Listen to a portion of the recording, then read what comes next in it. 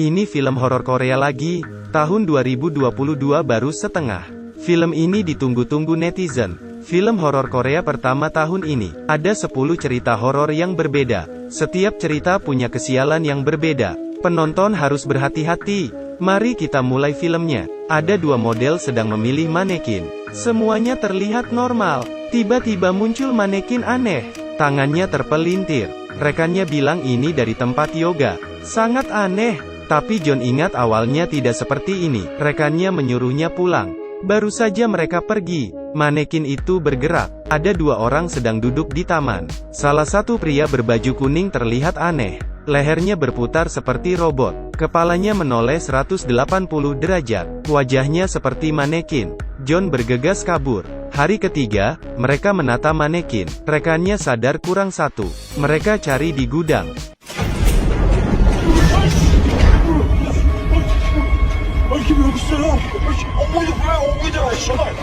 John merasa ada yang janggal. Ia melewati taman kemarin, dan melihat ada 2 orang kemarin. Manekin baju kuning berdiri ke arahnya. John berlari. Manekin juga ikut mengejar, mengikutinya. Walaupun tersendat, tapi tetap bisa mengejar John. John berlari sampai di jalan buntu, menoleh.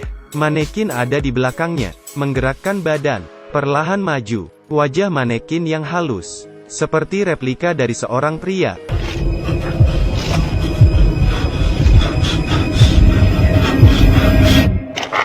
John mendorongnya sampai jatuh. Tubuh manekin terpisah.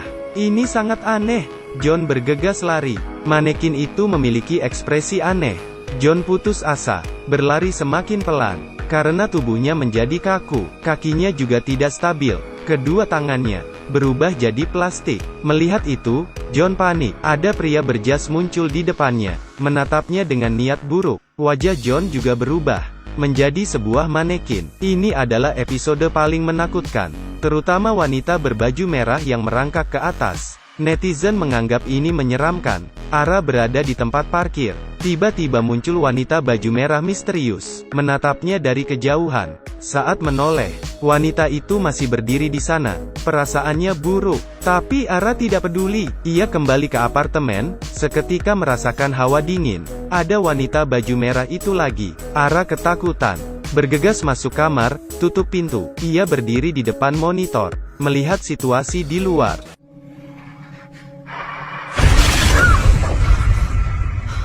Esok harinya, ia mau berangkat kerja. Wanita baju merah muncul lagi. Ara tidak tahan, ingin memberinya pelajaran. Tiba-tiba ada sebuah mobil lewat. Wanita itu langsung hilang. Ara terkejut. Apa ia halusinasi? Sepulang kerja, di lift, pintu lift terbuka. Wanita itu berdiri di depan pintu. Ada darah di kepalanya. Ara ketakutan, menutup pintu lift dengan cepat. Saat pintu lift terbuka, wanita itu muncul lagi. Di lantai manapun, wanita ini selalu muncul. Ara bergegas keluar dari lift, masuk ke apartemennya, tapi kuncinya tidak terbuka. Wanita baju merah semakin mendekat, ingin menangkapnya. Ara berlari ke tangga. Wanita itu muncul lagi di sana. Ara terus berlari, terkunci lagi. Wanita itu terus mengejar. Ara hampir putus asa. Ia tenang sejenak, karena wanita itu sudah tidak ada. Ara berlari keluar gedung, bersembunyi di tempat terpencil. Baru mau telepon polisi, tak disangka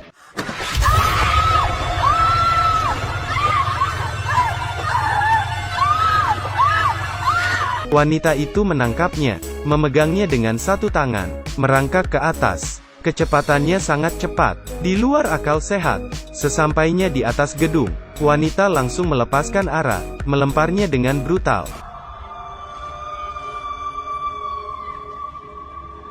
Ara jatuh ke lantai dasar. Ia pun mati. Ternyata wanita itu adalah teman sekelas John. Ia dulu pernah disiksa. John target pertamanya untuk balas dendam. Siswa lain kabur. Tengah malam, Hyun sedang mengemudi. Istrinya tak henti meneleponnya. Ia merasa berisik. Tiba-tiba di depan ada seekor rusa. Langsung rem mendadak.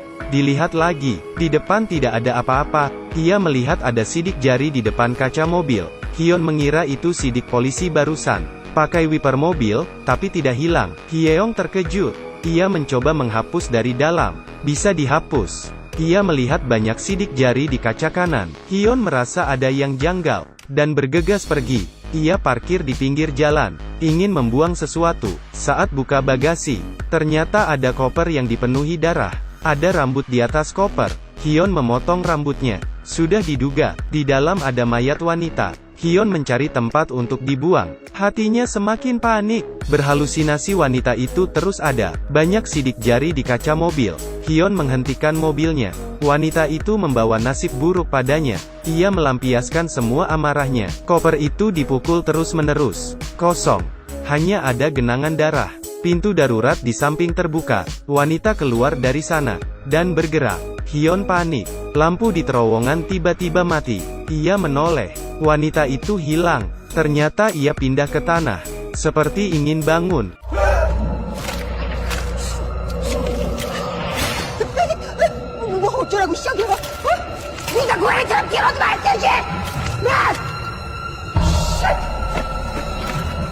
Hyun bergegas masuk mobil untuk kabur, tapi mobil tidak mau menyala. Ia merasakan hawa dingin di punggungnya. Lihat di kaca spion. Wanita itu duduk di jok belakang mobil. Belum sempat Hyun melawan. Kepalanya dipukul dengan palu. Ini rasanya saat kepala dipukul palu. Wanita melakukan hal yang sama, untuk balas dendam.